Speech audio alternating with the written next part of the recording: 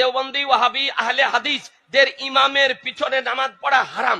কেউ যদি ভুলবশত নামাজ পড়ে নেয় তবে ওই নামাজকে দ্বিতীয়বার পড়া হচ্ছে ওয়াজিব, কারণ তাদের আকীদা হলো খারাপ। মানুষ কতটা অজ্ঞ, মূর্খ আর মাদকাসক্ত হলে এমন গাঁজাখুরি বক্তব্য দিতে পারে।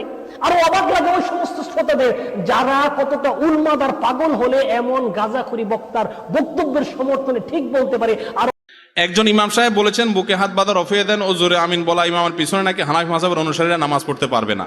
ইমাম সাহেব ভুল বলেছেন যদি এটা বলে থাকেন, কারণ কাবা শরীফ ইমাম সাহেব এই কাজগুলা করেন, তার পিছনে আমরা ওমরা হজ করতে গিয়ে পিছনে নামাজ পড়ি না, তাহলে তো কারো নামাজ হবে না, অতএব এটা ভুল কথা। আমি আহলে হাদিস হয়েছি আলহামদুলিল্লাহ। যারা আহলে হাদিস হয়েছে কোরআন সুন্নাহ অনুসারী হয়েছে, আর যারা আহলে হাদিস হয়েছে তারা বড় শিরক মুক্ত হয়েছে। দুনিয়াদারি থাকলে তার এক মূর্খতা আর তার বাড়াবাড়ি, জালেম এবং জাহিল। ইন্নাহু কানা যালুমান জাহুল, এর মধ্যে দুটোই রয়েছে।